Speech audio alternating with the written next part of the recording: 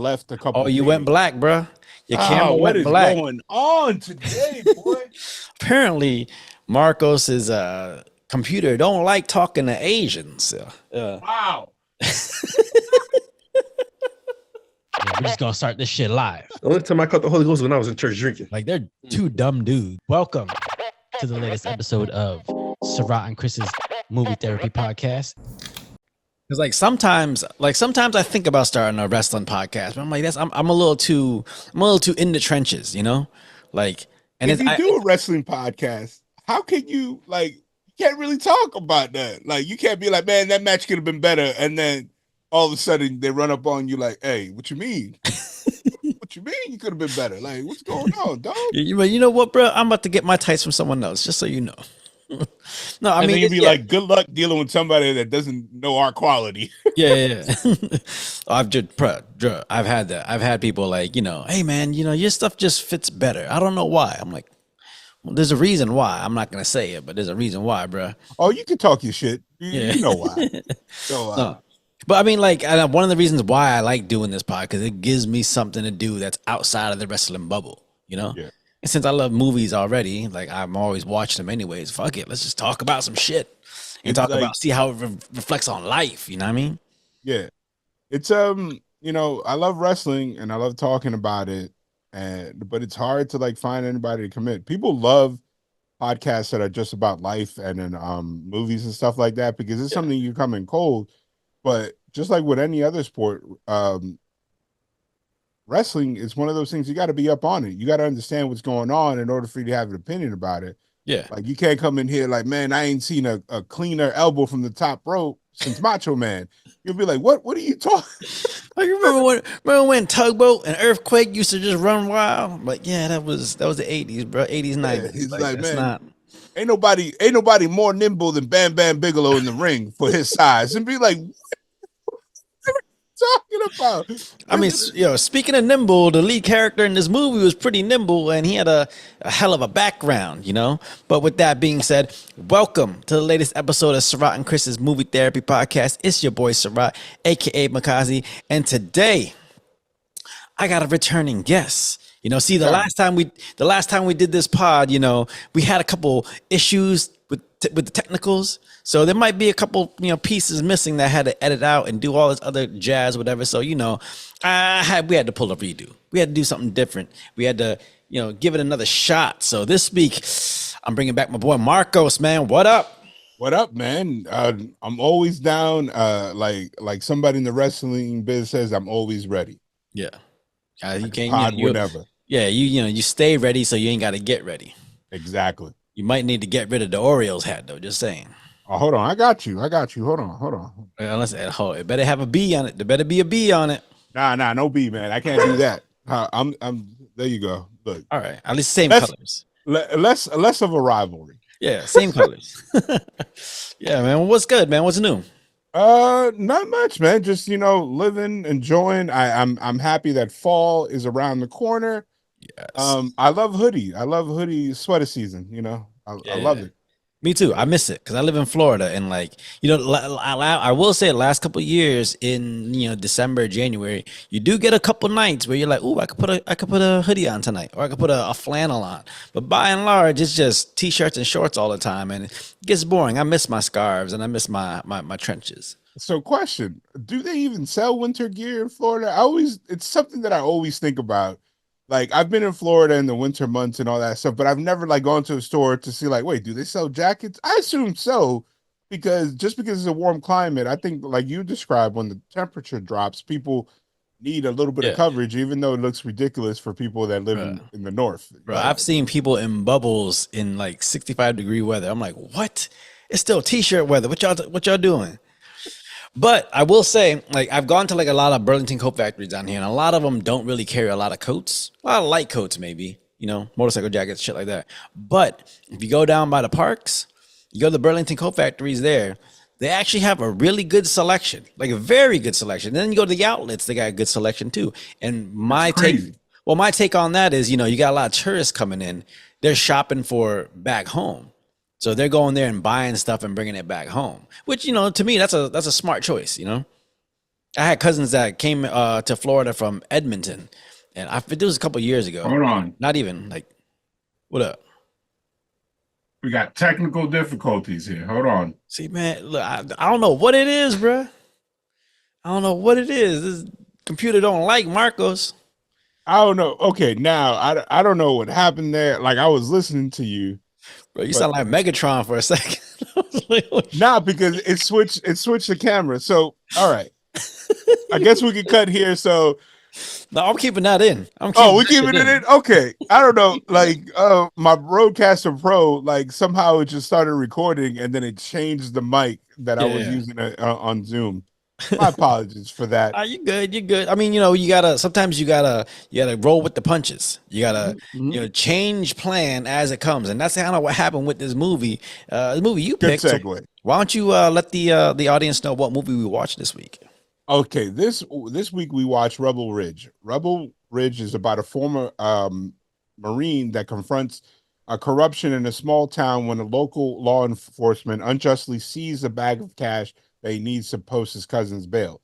So basically, the movie gets right into the thick of things. Yeah. Now, Aaron Pierre, who I'm a nerd, so I saw him in Krypton. He was like the antagonist in Krypton. Aaron Pierre, enjoyed him there. He's done a couple other projects, but he was good in this movie. Yeah. Like it's crazy how like just out of nowhere these guys that were doing smaller parts just come in and like they show they could be a leading man. Yeah. Now, this movie was great, but let's be honest, it really went leaps and bounds to like not be too violent on his end, like to the point that it made no sense at a certain point in time of the movie. But that we'll get to that. Yeah. No, I thought he did very good in this movie too. Like I wasn't sure where he came from. I didn't know, like, obviously I didn't have the history with him that you looked up. But when I saw him and I was watching him, I was like, man, he's like he's kind of like who's the dude that's in Power? You talking about Ghost? Yeah. I know who you talking about. Yeah, they can kind of encapsulate the same word. I imagine they out there auditioning for the same roles. They might be, but I know the guy that plays Ghost in Power, Amari Hardwick. Yeah, he's like I want to say he's 15 years older than this guy. This guy's relatively young. Yeah, but I'm saying like they kind of have the same stature, kind of have the same kind of look, But I guess with Omari Hardwick, you got a little more familiarity. Like there's some more name recognition there, so you put his face on a poster, it's gonna garner more people. But if you're just looking for someone who can pull off the same role, maybe not cost as much, yeah, you got Aaron Pierre, and the dude was nice in this movie. Dude was nice. Yeah, it's good. I love the fact that we're in an age that you can hop on a movie with a decent budget on Netflix and you could be an instant household name. It happened to a couple people, happened to the guy from Bridgerton, and it's like people I've never seen an episode in my life, don't ever want to see an episode in my life. Well, unfortunately, my wife did watch the first season of Bridgerton, like every female in the entire world, because it was like pandemic product, where people just consumed whatever was out. And it's like individuals just turn into household names. There are certain people that I'm like, oh man, I'll see in a movie, be like, who is this person? And someone will be like, it's so and so from the show, blah blah blah. Yeah. He's amazing, and I'm just like, I don't know who he is. Well, it's like homie from Squid Games. Yeah, killed it in Squid Games. As you know, he's starring in The Acolyte, and I was like, man, I didn't know this dude could even talk English, let alone star in a Star Wars movie. That's just how it is, man. It's like all you need is that one break. It's like I feel like actors are going viral now. Like they do one role that like puts them over the hump. Whereas like back in the day, you have people like even like Liam Neeson. Yes, I'm gonna try to sneak him in, and every time I collaborate with you, like Liam Neeson, who was like a stage actor and was in so many movies before he became a leading man after Taken. Now it's like you do one Netflix movie and it's like to the moon with you. Like, well, it's weird because I think with Netflix, because there's so much content out there that like I feel like you're getting a lot of movies. No, I don't want to even say movie stars, but you got a lot of actors out there who are in movies, but like I don't know if they're creating those big movie stars yet. I've yet to see like a Brad Pitt level star come out of like beginning in the Netflix era. I mean, I understand what you're saying. The only person recently who I can see in that trajectory is what's her face that played Paige in fighting with my family. Uh, are you talking about the girl that was in Beetlejuice? Was she in Beetlejuice? I believe No, so. no, she was in Black Widow. She played Black Widow's sister. Oh yeah, yeah, yeah. I know who you're talking about. You're talking about Florence Pugh. Florence Pugh. yeah.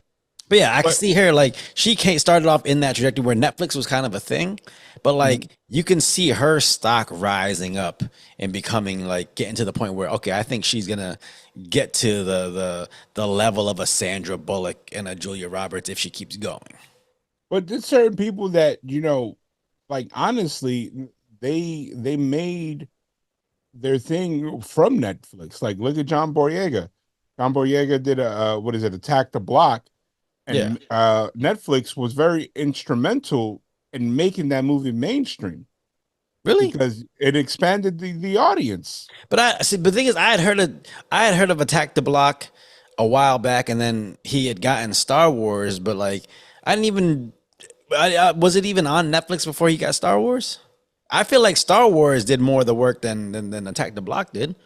But Attack the Block and the fact that Netflix did start streaming it, it was a UK production, but Netflix started streaming it and featuring it. Hmm. That's what got him the look for him to be in Star Wars, because all you need is that one credit to your name that makes you somebody that they would consider. All right. Well, okay. So, do you have an actor, actress that like got big where you're like, oh, I've been watching them since this? And it's gonna be funny. There's a couple actors that fit that for me. Um, the first one that comes to mind, like without thinking, is Shia LaBeouf. Like, Okay. think about it. He did Holes. He was a child actor before that, and then all of a sudden he did Transformers, and people are like, the next big thing. It's like, yeah, but this man has been like, I know who he is Yeah. Yeah. from before that, and this one is just based on age wise, right? Yeah. Like me and you come from a different generation. I'm Mhm. I'm older than you, but like if you go to your average person in the street and you say the name Keanu Reeves, they're Yeah. not thinking Point Break. They're No. not thinking The Matrix. They're like, oh, you talking about John Wick? Yeah. And it's like, Yeah. Yeah. it's Yeah. like, come on, man. Like, I'm now. I do. I see Keanu Reeves. I'm thinking Bill and Ted's Excellent Adventure. But that's. I mean, exactly. that's exactly why the name of this pod is the way it is. Sarah and Chris's movie therapy podcast. It's a play off Bill and Ted's Excellent Adventure. You Mhm. know. But yeah. No. But I mean, this movie also features someone who I would consider someone who started off as a child actress and then worked her way up to where I think she's going to be. In more bigger movies, hopefully, because I actually really like her as an actress. That's Anna Sophia Robb, because like she was in like Because of Winn Dixie, and she was in the Tim Burton Charlie and the Chocolate Factory with or Willy Wonka with Yep. Johnny Depp. But then she's in one of my favorite movies, which is Bridge of Terabithia. That I movie was makes about me to mention cry, that bro. she was a kid.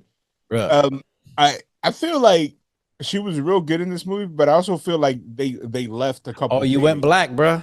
Your Ah, camera what went is black. going on today, boy? Apparently, Marcos's computer don't like talking to Asians. Wow. He's like, if he ain't from the Chinese spot, we don't want to talk to him, That is wild. bruh. Like he only gonna talk to me if it come with a side of sweet and sour chicken, Oh my God. Today this is gonna be the worst podcast ever. I'm never gonna be invited. Why is this camera acting like this? bruh. Don't worry, I like looking at your dog, bruh. That is my dog. That's my Yeah. that's my little man. Okay, Yeah. wait. Well, I mean, all right. So the movie itself, yeah, it sets, this guy comes into this town with money to help save his cousin who's in jail, who's getting transferred, and he's trying to get him bailed out before he transfers. You find out why he's so adamant about getting him free before they can transfer him. But in doing so, he comes across, some shady police people in this town, and one of my favorite aspects of this movie, Marcos, I don't know if you can hear me. Yeah, I'm here, brother. But I'm one of my favorite aspects of this movie is that save it face here. one of my favorite aspects of this movie is the fact that it you got a black soldier amongst a small town rural white police station but you never really get a sense that this movie is about race. Like you can probably catch it a little bit, but it doesn't really focus on that. I love the fact that it just focuses. It feels more like a fish out of water story than it is a racial undertones. You know, it's just I don't know. Like I hate when I see movies like this and immediately it's oh we're treating someone differently because they're black, because they're Hispanic. You know, I like the fact that it's more like, nah, you're a city boy. It's not that you're colored. It's just that you don't belong around here. We do things differently around here, and you're throwing a cramp in our style. Oops, he got cut off. Hopefully, we'll see if Marcos can come back. Hold on. Oh, there we go. Okay. Bruh. Oh man. Okay, now I think we're gonna be fine from here on out. My apologies. I'm editing all that out, but I wish you guys could just see the laughter on my face through all this because this man just waxed poetics about his camera and his setup, and then 10 minutes later, boom.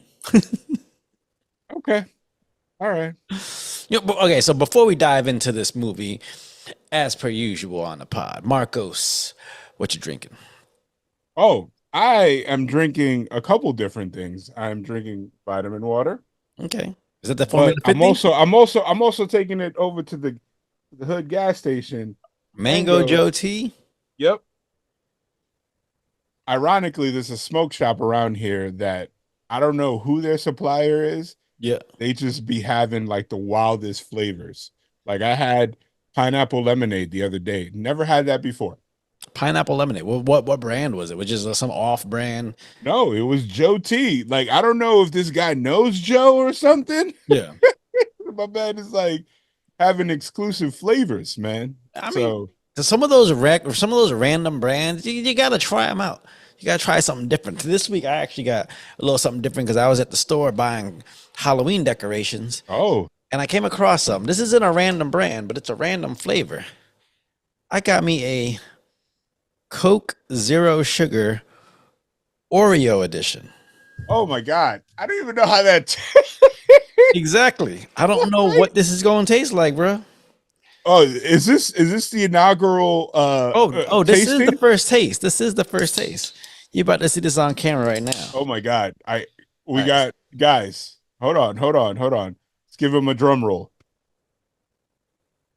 Go. Is that a drum roll or is that you Yeah. shaking? No, that All right, ready? Coke Zero Oreo edition. Oh, it really do taste like the cream filling in the Oreo. I don't know how I feel about that. I'm not that big a cream soda person. did he just throw away like $8? Well, Oreos are my favorite cookie, so I can go with it. I didn't expect it out of a soda, you know. Man, that's wild. But it tastes like a cream soda, but if the vanilla flavor was kind of like the Oreo cream filling. But the aesthetics of the can is like black, so they don't throw chocolate in there. I mean, you can kind of taste a little bit of that in there. It's Like, yeah, they're showing an Oreo deconstructed. Like it should have just been cream. no, you can so you taste the cream from the Oreo, but it does taste like, Oreo milk. If you remember what that is, right? Like you get that hint of the Oreo inside the milk flavor. You get a hint of the Oreo inside the soda. I don't know about that. I'm gonna Give it a need try. you to- If you an Oreo fan, give it a try, bro. I'm not. I love Oreos, but I am an Oreos fan. Just an FYI. Get out of here, bro. Get out of here. Only Oreo I like is Kevin Millar. I mean, I'm a Yankees fan, but Yeah. I chose not to wear my Yankee hat here. Yeah, you don't want to disrespect, because it's my pie. Okay, I got you. I appreciate that. I know my audience. Yeah. But apparently my equipment does not know my audience because Oh, your equipment knows me very well. That's why I was like, fuck you. We not having you on, motherfucker. wow. Go back to the webcam. All right, but this movie, right? So, like I was saying before, I appreciated that this film wasn't a movie about race. Mhm. It didn't feel like it didn't to me it didn't feel like a black guy against a white town. It felt like a city guy in a small town. Yeah. Like it But could have been like, anyone. but if you watch the first 10 minutes, you're kind of like, wait a minute, where are we going with this? You get a little bit of it, but it doesn't focus on it in the sense that like remember Walking Tall? Yeah. Kind of That like that. movie, that movie, like this gave me Walking Tall feels. I like that you brought that up. Yeah. Like like when somebody as able-bodied as he looked, Aaron Pierre, that he was just letting people get away with a lot, just like The Rock was in Walking Tall. Yeah. I was just like, wait a minute, like these people look like children around you, but you out here like yes Yeah. sir, no sir.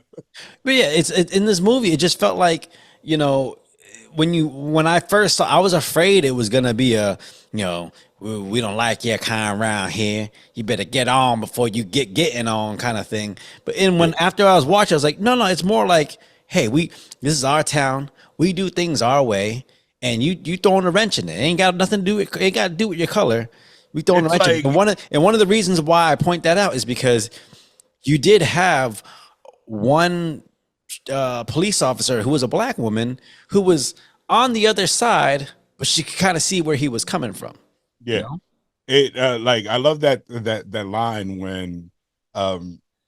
when he's doing his whole thing where he finally retaliated against the sheriffs, Yeah. and he's like having her walk him outside handcuffed, and then there was like an angry mob with guns, which is scary. Yeah. That is probably the scariest part of the whole movie, not the cops. It's those random good old boys with all pickup trucks and guns, and she's like, go ahead and let me do my job, and he thanked her, and he was like, no, I was doing that more for me than for you. So Yeah. Because that was pretty he goes, yo, we need to string him up or something like that. And she was like, yeah, nah, you let me do my job. You know, you go do your thing. And then yeah. and he's like, thank you for that. She's like, no, that wasn't for you. That was for me. That was to let these Yeah, motherfuckers that know was that, like, the tip of the cap of the racial tension, yeah, because like they didn't really say where they were at until like there was a point in the movie, because I thought this was like just a backwoods town somewhere in Texas, but no, they were in Louisiana. And the yeah. only reason I realized it is when they opened the sheriff's door, you finally got the shot of the logo, and it said what is it, Mississippi. And I was like, oh, okay, everything tracks. yeah. But the funniest thing about the movie that I was like, oh no, not him, was one of the first sheriffs that interacted with the main character, Terry Richmond, was I don't know if you guys are Office fans. Jim's ex, like he was one of the cops, the guy that was on The Office. I don't know if you ever seen The Jim's Office. ex Yeah. Geez. Jim's girl's ex. Yeah, Jim's girl's ex. Sorry. I was like, Crazy. what office you watching? You watching? Oh shit! I thought he was the dude from you seen Rush Hour? You seen Rush Hour? Yeah. You know how they had the two FBI agents that was kept messing with Chris Tucker? Yeah. But I thought he was he one might. of them. I'm looking at his Wikipedia right now. No, he was not in Rush Hour, but he definitely was Roy from The Office. Okay. And I liked him. He's been in a couple movies. He was in Equalizer 3, again playing the bad guy. No, he played a good guy. Yeah. He was in Power Rangers. He was Who's in Power Rangers? He was Jason's dad. Okay, yeah. He always plays like a guy that you're like, oh man, this guy looks racist, but then he ends up being an okay guy. Like he was never racist. It's just like he looks like it. Yeah. Like, because you kind of got that sense from him at the beginning of the movie, but by the end, you know, he kind of is like, nah, he's a cop, and he really is standing up for being an actual like officer. That was a great surprise. Yeah. Like they did to borrow from wrestling terms, they did a double switch. Yeah, double turn. Or at least what we thought it was a double switch. Like, It was a pretty good movie. because the black police officer lady, he trusted her, gave her the gun with the bullets, and she just put the gun in Turned right around and was like, nah, I gotta keep. And I would have done the same thing. I get it. Like that's why I can't be a main character in these movies, because my moral gray area is very murky. Like if I was a young lady that the officer that Terry trusted, Yep. I would have been like, yeah, I'm gonna go with the people that I work with, because I still need this job. Yeah. Like I am such a forward thinker. I'll be like, all right, so let's say all this is true. So you're telling me that I'm gonna probably, because they're gonna rehaul that entire police department. Yep. Everybody's gonna get fired, Mhm. and then they're gonna have an investigation. And how do you think she's gonna support her family? Yeah. After Yeah, this? you getting rid of my job, bro. I know you come in here because your cousin got hurt, but I got a family to feed too. What would you And what would you do if you were in that situation? Because I've been pulled over for some very bullshit reasons before, and I can tell you, I will honestly 100% say the only reason we got pulled over was because I was in the car with three other black dudes. Well, three black dudes. I'm counting myself as the fourth. But what would you do in a situation where you're getting railroaded or pulled over, and you know exactly why? You know this is some bull. Do you pop off, or do you? I'm gonna give you the most complete answer that I could give you. Go ahead. 10 years ago, I would have not had the tolerance or the patience to deal with it as eloquently as our main character did. Yeah, Especially the fact that they hit his bike.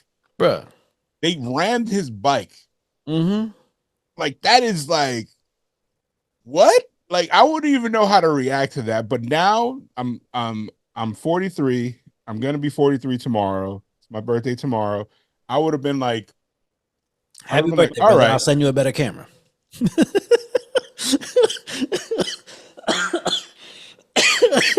My camera's still good. I just needed to set it up correctly. But at this age, I would just let it play out, because I have a lot more patience. It's funny, I have a lot more patience for life Yeah.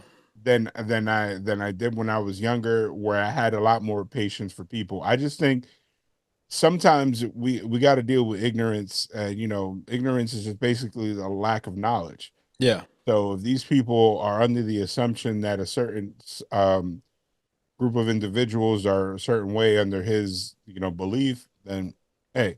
And number one, I value my life.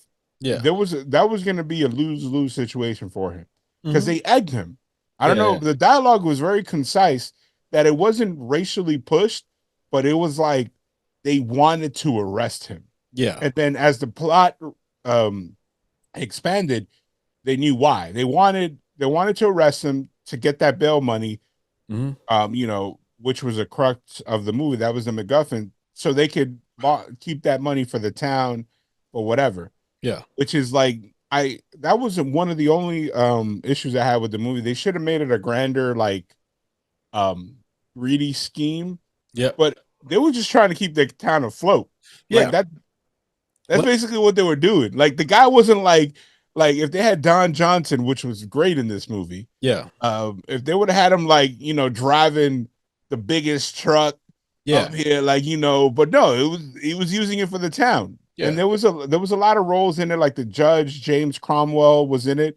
Like he was in that movie for 10 seconds, and he was like, yeah, man, it's everybody. Like, she was like, oh, is everybody on the take? He's like, no, it's for the town. Like, he's like, Yeah. This is what. for This is school what puts system. Christmas lights up in the Yeah, town like, center. This is what does it. When you hear that, like, it's.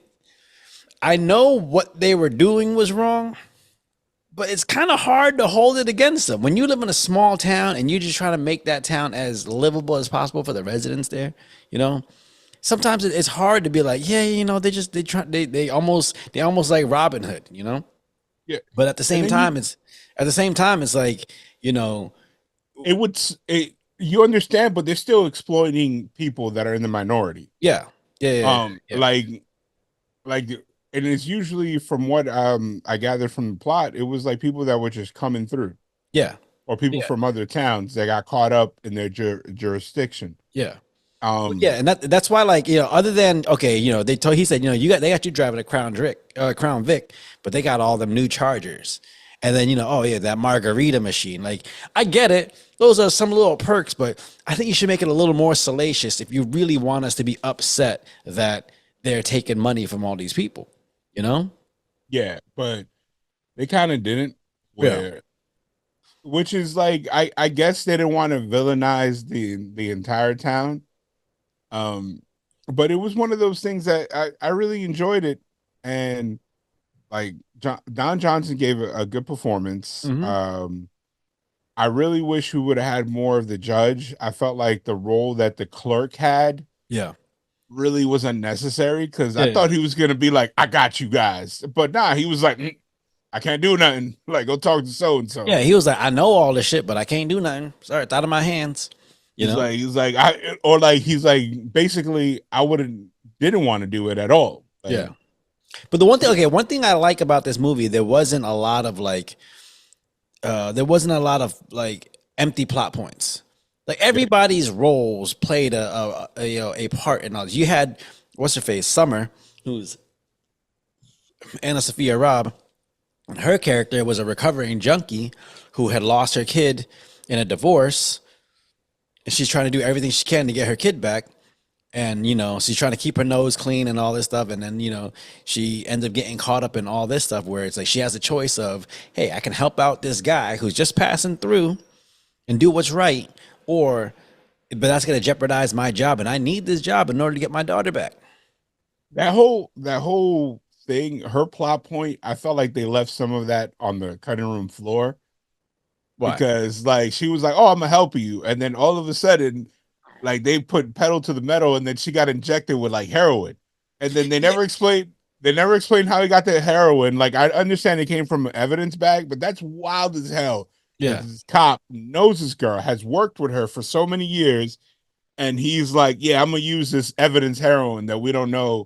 I I think they should have hinted at her past a little more before they ended up going that route. Because it kind of went from 0 to 100. All of a sudden, he injects her. You're like, and you don't know the significance of it until she opens up about her past. But I'm like, I wish they had given a little bit of that. Like, yeah, I can't do that. Sorry, that's it's I have a But thing I in mind. appreciate the small things in the end when Terry picked her up from the squad car and run her into the hospital. Hmm. I like that because it's like, if you think about it as a character, they injected her with serious drugs Hmm. like 2 days in a row. Yeah, Like like within a couple hours. And if she's a recovery junkie, her life, it got real difficult. You know what I yeah, mean? yeah, It's yeah, not yeah. like she's gonna be like, "Nah, I'm fine." Like that was the. It's like, what you mean? Like, What was you've that been shit? clean. What was that shit they put in her nose? Was it just like smelling salts? No, that was Narcan. That's what Narcan is. But like, I'm what not. I here, it's funny you bring that up. I didn't like the fact that a guy that was in the military did not know how to use Narcan. Yeah. Well, okay, but they did say he wasn't in the field. Okay. They said that he was there, he was going there, but then they found a better use for him, and they had him training all the fucking soldiers in jujitsu and stuff. And one of my favorite lines is, because they were when they were Wikipedia him, or they were looking it up, like, hey, what does this stand for? They're like, oh, it stands for this. Oh, he's on the Wikipedia page, which That means, was wild as hell to yeah, me. it's like, because I was trying to explain, I was like, listen, if you're looking up the Wikipedia page about something and there's a name on there as a reference, that means that name is holds some clout. You know, you Yeah, look up electricity and you see Ben Franklin. Yeah, there's a reason why it's there. and I like his fighting style. I wish there was a little bit more action. I know this movie was more drama and suspense. It was a crime action thriller. Yeah, yeah. Basically, it's when they mix in a little bit of who done it, some Mhm. fighting, and it's like, oh my god, what is the big discovery? So, but yeah, can we talk about the elephant in the room? The fact What's that that? this man refused to use any type of lethal force, to the point that it was just like I wish it would have had a throwaway, like the guy that played Roy, which is Cheese Louise. I forgot David Demon. He like when he was laying there, I wish he would have been like, man, just shoot him. No, but the thing is, I didn't mind it. I didn't mind it at first because when he takes out Don Johnson in the evidence locker, and he shoots him, and then she's about the other cop's about to shoot him. He takes the gun away. And he goes, no. He goes, these are sandbags. He goes, Yeah, non-lethal. beanbags. That's Yeah. that's pretty cool. But But those hurt first as of all, hell. yeah, those things, bro. There was I forget what riot was, but I remember there was a riot somewhere up north, and some girl had gotten shot in the eye with one of those, lost an eye, and all that shit. So yeah, Yeah, they hurt. They leave welts. Like if you go on the dark parts of YouTube, you see like training people, like the survivalist people, they're like, I could take a bean bag from a shotgun. Does it work out well? bro, fuck that, bro. I barely could take paintballs, let alone one of them beanbags. Oh my god, that was literally one of the reasons I never. Fun fact about me: I never played paintball in the summer Never because played in the summer. Was there a specific reason? because I like to wear layers. You can still wear layers in the summer. Yeah, but no, I'm talking about like padding. Like I would wear like how if you're into paintball, a lot of people get like those paintball jerseys, whatever. Like I had a paintball jersey, but I would wear like The what's vest it called? underneath. Long johns Yeah, and a hoodie under it. yeah. Because man, when like you said, when you get hit with a paintball, boy. Well, I mean, okay, but when you the people you play with, do they jack up their guns full speed or? Yeah, Because you're they supposed to do take. You're that, supposed to. and some people do the what I like to call the asshole double tap, where they Yeah, hit you more than once to make sure that you got marked. And yeah, it's like, all right, bro, like you hit me in my chest, like it's plain as day. You ain't need to shoot me again in my leg, like yeah. Well, I mean, you get those people that they're like, okay, your gun's got to stay at like 60%, and they jack it up to 90. Like that's not cool. I remember one time I used to play in Springfield at the spring in the. If you're familiar with Springfield, there's the Springfield Plaza, and over at the Springfield Plaza, there's a movie theater now. But before it was a movie theater, it was like little sand dunes where you could take dirt bikes and shit and go, riding. And we used to go there and play paintball. And I remember one time I was sneaking around this path, and I was coming around because I knew my cousins were over there. And I come around the corner, and all I hear is do do do, and I see my cousin running. All of a sudden, he gets shot in the back and goes down like a movie. I was like, "Oh shit! This motherfucker got executed." I was like, "Holy shit!" man, play Call of Duty for real. Bro, he was like, "No!" Down rolled. I was like, "Holy shit!" Have you ever seen a paintball grenade? I've heard about him. I haven't seen him.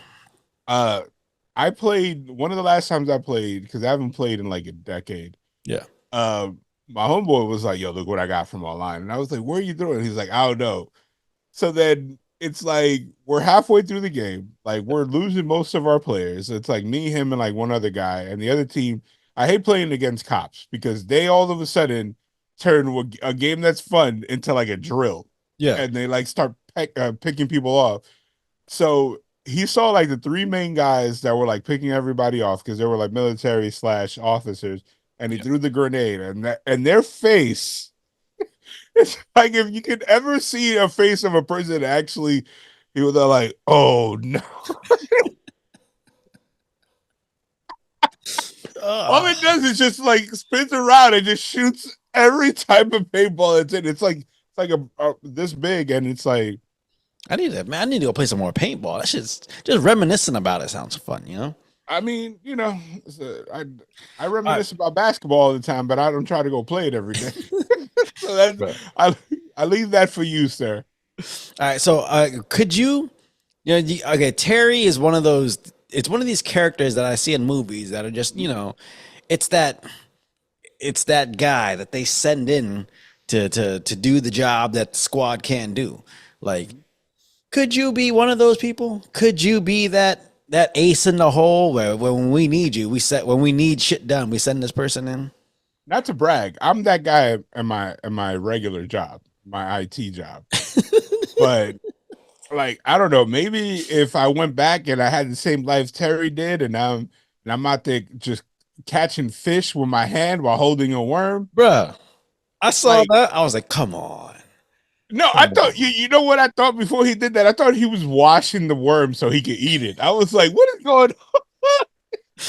I'm fucked up because I watched that. I'm like, you know what? He probably did this at night specifically to hide his finger from the fish coming up. But like I was watching, I was like, so I remember watching the movie and I was like, where's he getting all these clothes from? Is it in his backpack?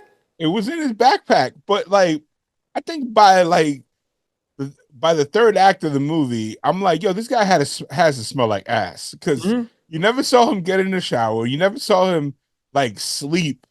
And then I like how he referenced like, man, I can't remember the last time you ate. If I Yeah. was a director, I would have wrote for the chick to be like, I can't remember the last time you showered either. Like, you know what I mean? Like, dog. I And mean, think about the it. dude rode his bike everywhere. And on top of that, when he got shot and he went to Mr. Lou's restaurant, they patched him up. You got to think about all the germs his body had. He still ain't shower. It's like, hey man, this ain't gonna get infected. It's like, Right. bro, you haven't showered in like 9 days.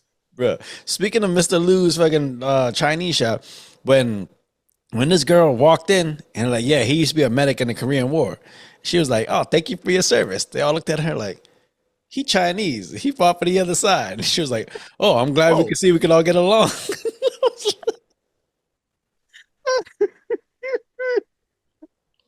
I was like, "Oh shit!" There was a little subtle hints of humor in this movie that I thought were good. and they didn't address how he was able to like get his trust back. Because you remember that tense phone call that they had after they raided his restaurant, and Yeah, he was like, I'll make it right. He basically was like, all right, whatever, bro. And he hung up on him. And then all of a yeah. sudden he's patching his bullet hole wounds later. Like I I- get maybe real life stuff got in the way. Like, if I'm arguing with my homeboy and I don't rock with him, but he comes to my door and is like, I need your help, yeah. I help him. I would imagine they looked at that situation like, all right, like these guys fucked with my restaurant, and all of a sudden he shows up with a bullet hole in him. Like clearly he's fucking with some people who's got some reach, you know. Mhm. And I feel like in those kind of situations, if that's your boy, clearly he was because he had a stake in the restaurant. Yeah. So if that's your boy, in those situations, you're like, all right, like let me help take care of you. Then maybe after this we go off our separate ways. But like I'm not gonna leave you, in dire straits like that. Now, Mikazi, let me ask you this. You home married with kids. Mm-hmm. One of your homeboys comes home bloody, like, oh man, I got mixed into some stuff. I'll be like, give me a second. Grab my phone. I was like, I just cash apped you $1,000. I'm sorry, I can't get involved. Like, I love you. You're my boy.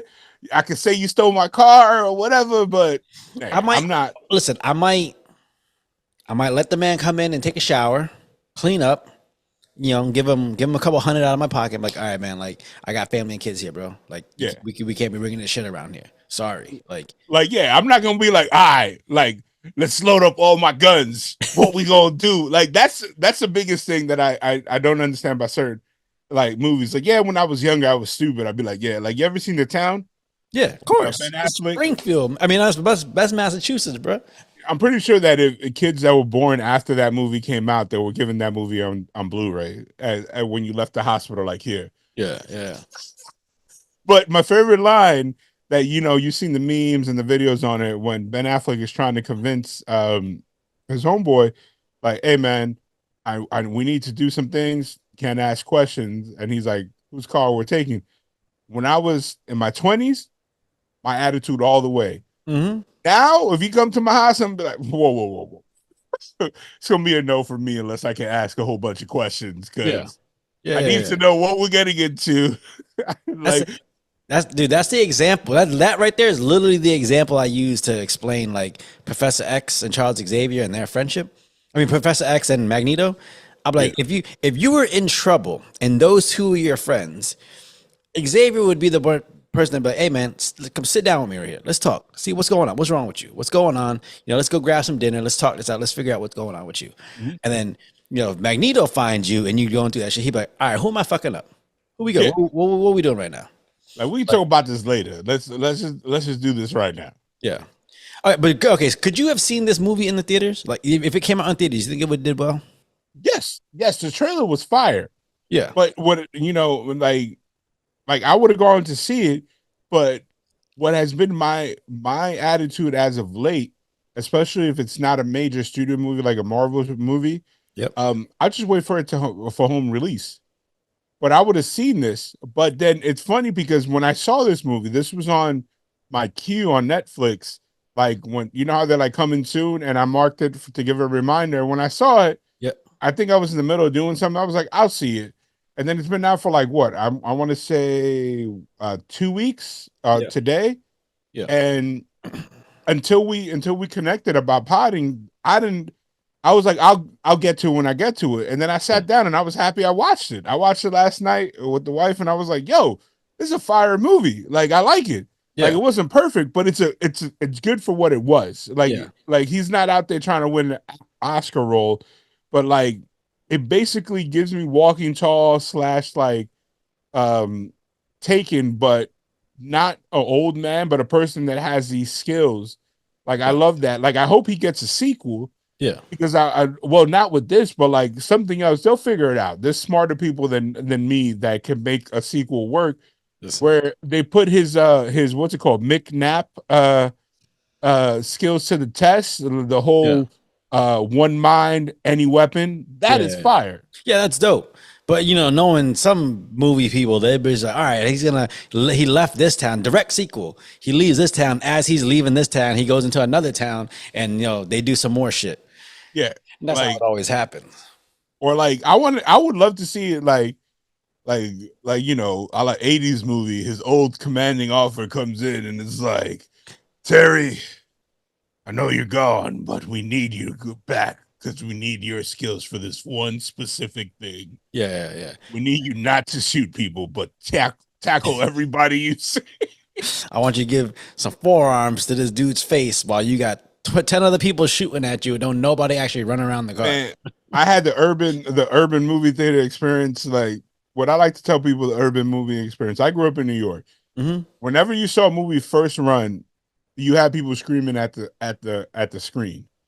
And when he tackled the partner of the guy that played Roy on The Office Yeah. and started giving him the business, Mm-hmm. I was like, yes. And it started first off when he had the confrontation with the sheriff in front of the precinct. Mm-hmm. Like that was hard. That was hard as hell. When he grabbed Don Johnson's gun, He's like, yo, he's don't do like, that. nope, no, we're not doing this. I was like, yo, like you know how emasculating that is. Like you have a loaded gun, and this man goes, nah.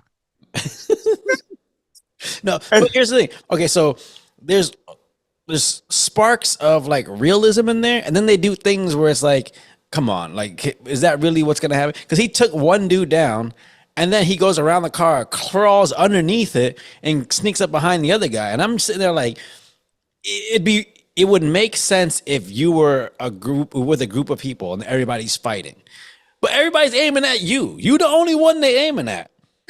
So what you mean they didn't see you crawl under this car? But it was a good movie. It was a good movie stunt because it's different. Yeah, it is. Now, But I'm like- saying, like, you know, speed up the camera a little bit, make it go fast. Like the only thing I didn't like is that whole set piece should have happened at night.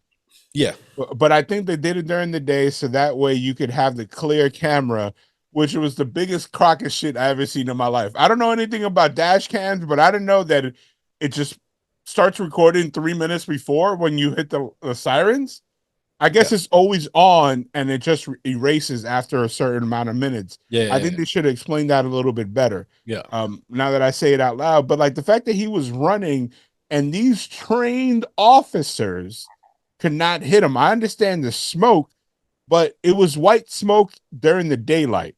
Yeah. And he didn't, and he just kept throwing it. And I wish he would have had more because I felt like when he was throwing the 1 and the 2, it was like a puff of smoke here, a puff of smoke there. It's like they can clearly see him. Yeah. You needed more smoke. You needed that, like at the end of Batman. Yeah. when Robert Pattinson's fighting all the Riddlers and shit like that. Yep. Got all the smoke. It should have been like that. And he should have equipped the shotgun with more shotgun shells. That would have made not the sandbag Yeah. shells. That would have made a lot more sense Yeah. because they at least have a projectile. Yeah. Like, you know, like I know they had it in the trailer, that spot where he's ratcheting the shotgun to get the shells out, which played a part when the guy came through with the shotgun and he was like, "Yeah, I got you," and the thing didn't fire. Yeah. Or was it no? It was the gun. My fault. Yeah, But the he gun. kept emptying every pistol, anything that he saw. That was smart, but like, I feel like they should have done something to make it more believable when he was evading fire, Yeah. because it just made it seem like that entire precinct had nobody that knew how to shoot. Bruh, when he ran, grabbed the backpack and the dude and dragged him behind the car, and didn't nobody Not even the see guy it got shot. in time. He didn't even see it in time to even like get off a shot. I was like, I get it. It's getting off this story, and it's accentuating, how slick and fast he is, like that he could do this before they can realize what he's doing. But it's always like, yeah. Now, weird question: would this movie benefited from what's it called? Oh shit. Soundtrack? No. Would it benefited from the Equalizer thing? What do you mean?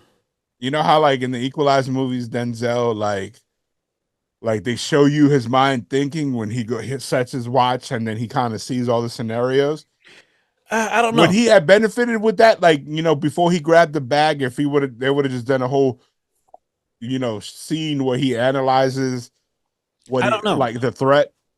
I don't know, because I felt like I think if you do that, it if you do that, then it overshadows earlier in the movies when they actually like get the jump on him. Like when the police officer lady sneaks up behind him. Like if he had that at the end, he should have seen that coming earlier, kind of thing.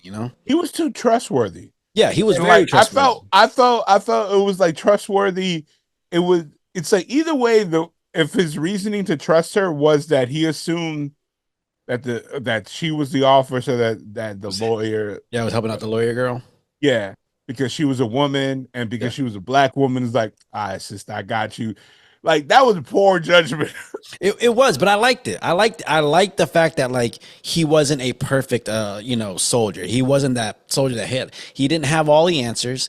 He got in trouble. He got shot. Like he's not this impervious I can do no wrong kind of soldier, Because some of those guys in movies are just a little too unbelievable.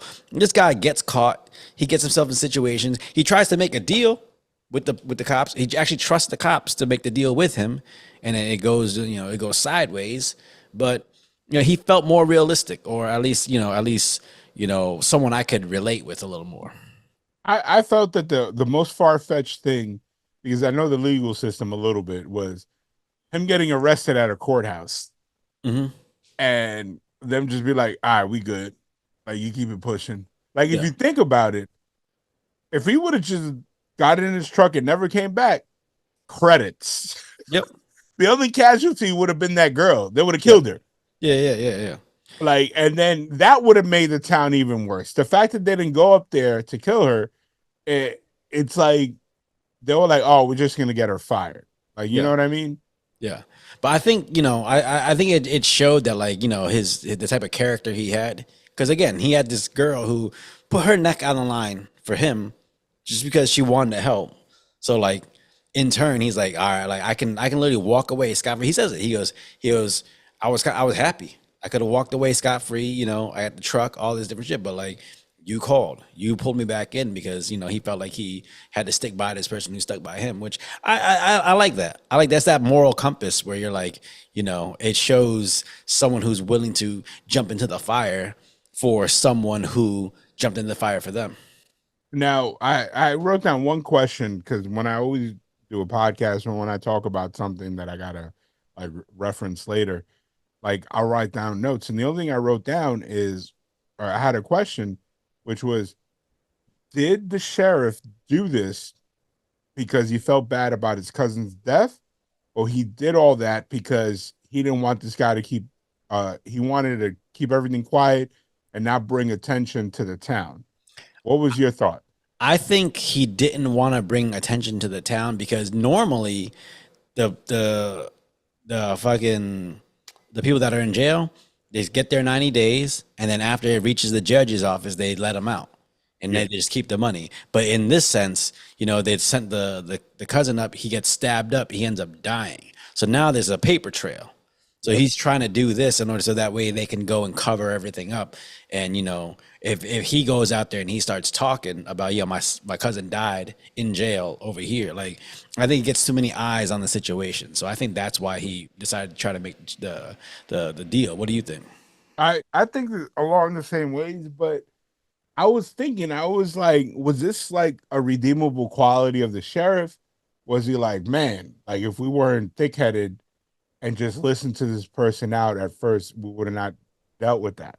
I think the sheriff was shrewd enough to know if he knew that this was going to happen and they actually paid attention to the guy, they would have definitely taken the 26,000 and given him the 10 grand and be like, Yatu is a bus ticket, get the hell out of my town. Yeah, yeah, And then would have been they would have been in and out. They would have yeah, been done with the yeah. I think situation.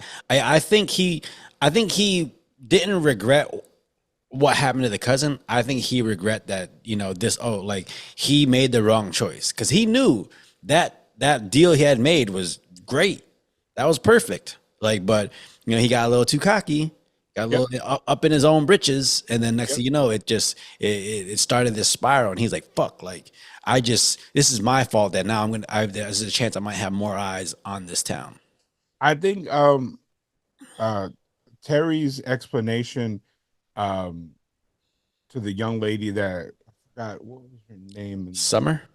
the summer, his explanation in summer, if he would have sat down and explained that explanation to the sheriff, Hmm. not to his bullheaded officers, I think the sheriff would have accepted that deal Yeah, if yeah, it would have been a conversation.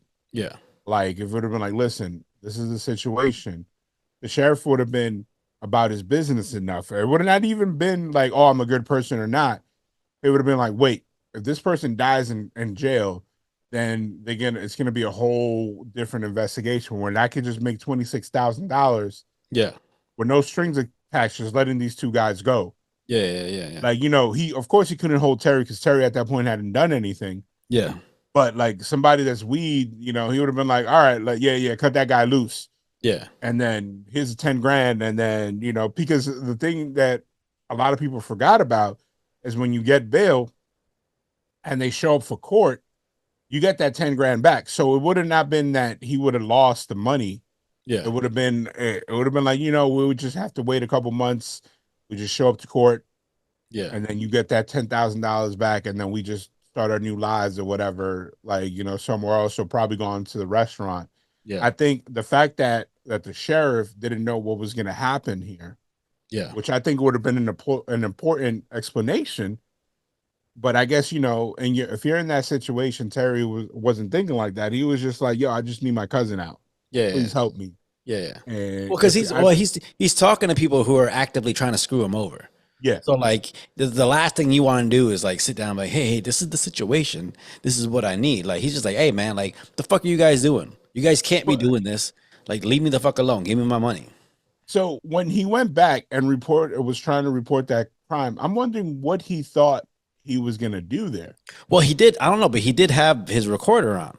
Remember, they put the phone down. He goes, "Hey, you can turn off your recording device," because I think he instinctually knew, like, "Hey, these are some dirty ass cops over here." And you could see, I think, with this, like, you can see that the cops were comfortable doing this kind of stuff with how loose and how far or how far they were willing to go in order to get things done. They burnt down the fucking records place. They broke into this girl's house and injected her with heroin. So clearly, like, they've been doing this long enough to be like, all right, we know we can get away with shit. And I think he sensed that, and that's why he's like, after they stole the money, he's like, I need evidence so that I can get all my money back. I think what led to like the police department doing that crazy shit, I think it had to do with how far they were willing to go to cover up their lives. I don't think that they sat out to be like these terrorist type cops. I think Yeah, they were yeah, yeah, just like, oh, this is easy money. Like, you know what I mean? Like we could just exploit this population of people yeah, who typically want this stuff to go away, yeah, like think about it, like when you are dealing with cops and you're about to be arrested, you agree to anything to just be cut loose. yeah, Like, be like, hey, listen, like and it's crazy. This is how corruption always happens.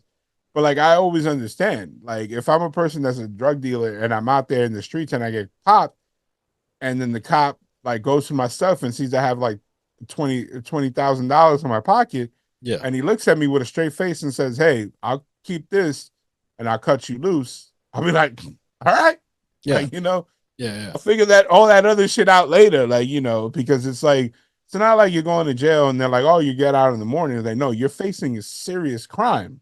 Yeah. So uh, I think a lot of the cops that were like in the department and stuff, I think a lot of them were, I want to say, under the assumption that like this is okay. We're taking money from some criminals who aren't even from around here. No one's getting hurt.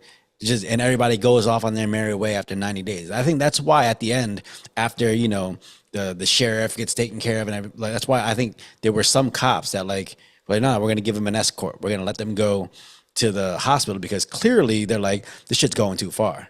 Like Yeah, we're doing too much now. and you saw the officer. She kept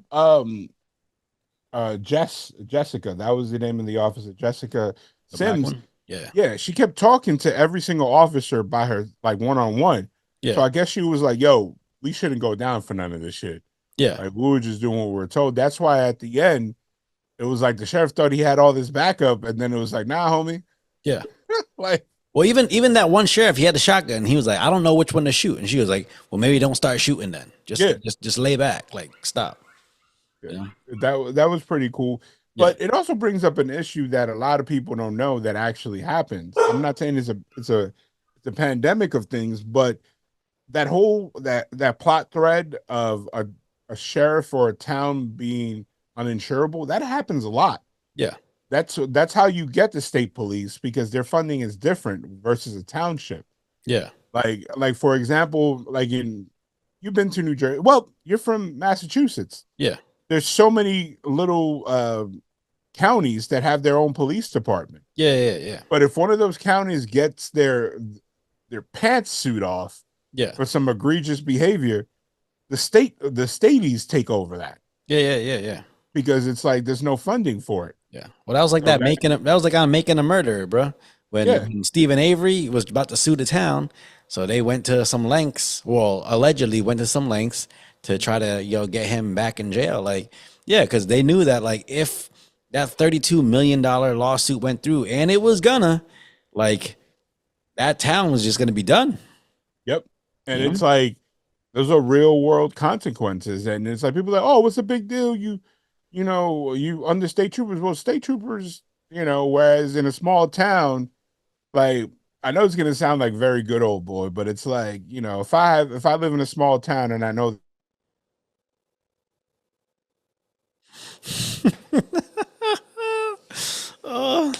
I think Marco's got a little too much data going through his equipment. Bro. there we go, we back. You see? When is your birthday? I'm gonna have to send you a camera. That ain't me, bro. That's you. No, that was you. Bro, my face is moving fine. All my stuff stays connected. All my stuff stays connected. I'm telling you, bro. No, that was actually you, sir. Nah, it's Joe's tea. It's affecting your fucking connection, bro. The bodega is using up all the fucking Wi-Fi. Oh man. My shit's hardwired. See, look at that. My shit's hardwired. It ain't me. I'm gonna do some heavy editing on this stuff, bro. Are you running yours through Wi-Fi or you got yours hardwired? Hardwired, sir. Same here. I'm using the Rodecaster Pro just like you. Yep. That's what you got. You probably got Spectrum. No, do I have Spectrum? I think I got Spectrum Wi-Fi. No, I got what's it called? Comcast Xfinity, baby. You probably got like Metro PCS or yep. I'm running everything through my phone, guys. Now Walmart Mobile. Yeah, you're using your hotspot. All right, your final thoughts on Rebel Ridge. Final thoughts. All right, I'm gonna give it a numeric score. I give it an 8 out of 10 because it was a fun movie. I don't give it a 9 because it had some quirks, and I think the movie would have benefited from bigger stars in certain roles. Yeah. That being said, the cast was perfect. I think this was a great vehicle for Aaron Pierre, who I think is going to move on to be a bigger and better actor. Like Yeah. you said, it was good to see Anna Sophia Robb getting some burn, and it was cool to see old faithful like James Cromwell, the guy that played the judge. He's been in everything. Yeah. He's either been a good guy or a politician or a bad guy that's the head of an evil corporation. I liked it. I would watch it again. As a matter of fact, I'm gonna watch it again probably when somebody comes over and you have that conversation like, "Hey man, you seen Rebel Ridge?" Like, "Nah, I've been wanting to see." But like, "Yo, we should watch it right now." Yeah. So those are my thoughts on it. Yeah. I remember the discourse about this movie online being that you're by the trailer, they thought it was going to be racially toned. And I'm very glad that it wasn't racially toned, even though you had a hint of it. But I love the fact that it wasn't that. I actually really like this movie. This movie to me, again, if it did have a little more current star power, it probably would go the same direction as like a what was that movie, Stop Loss Yep.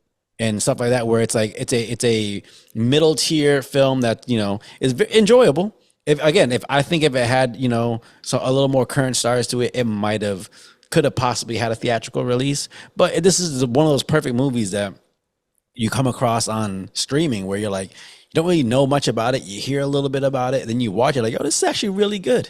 Like it's a fun movie. Like it's funny because at first, you know how you don't pay attention to the trailers? Mhm. Like the way that they cut it, I thought the movie was about corrupt cops working together, and then Aaron Pierre was kind of like, "Hey man, I can't do this." Yeah. But like when they open up and he's on the phone, that was the main part of the trailer where he's talking to Don Johnson. It looked like they were colluding, Yeah. and he was like, "Nah, man, I can't do this no more." But then when I paid attention to the trailer, I was like, "Wait a minute, this is completely different than what I thought it was it Yeah. was Yeah. gonna be." Yeah. And yeah, it's deceiving the way that they cut the beginning by just giving us a cold open.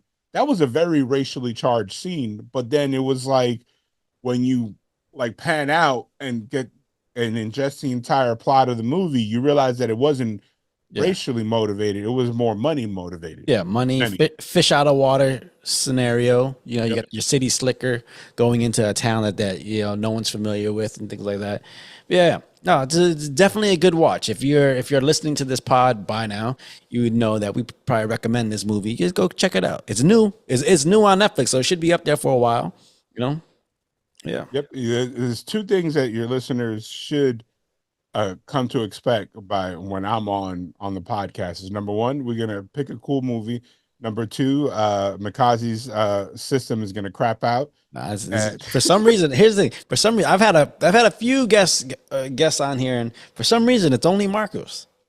For I some don't know, man. reason, it's I don't only know. Marcos. Maybe I do it on purpose. I just turn things off over here. Bro, you out here just you know what? Let me try all this new Uh-oh. equipment anytime. Uh-oh. It did it Anytime you again. recording with me, anytime you record with me, you're gonna try some new stuff. Whatever.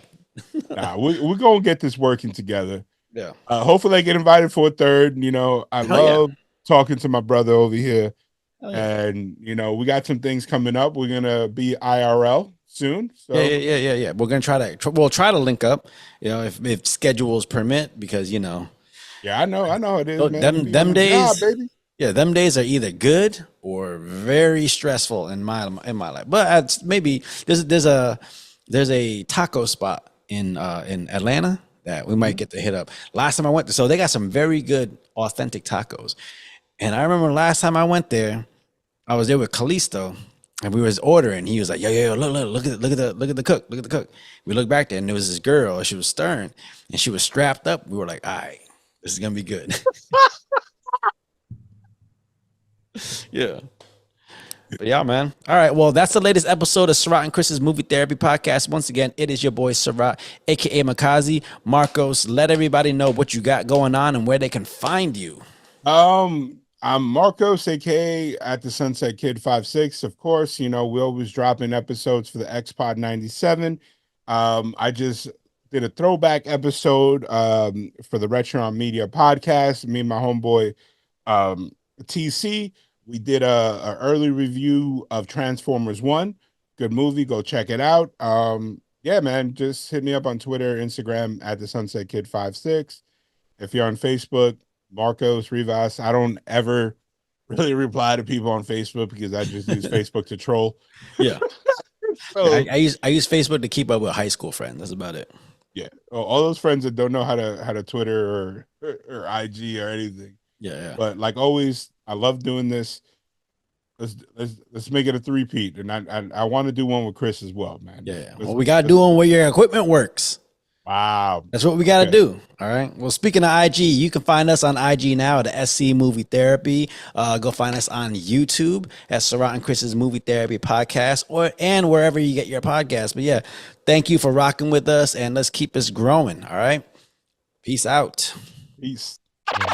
I'm a warrior.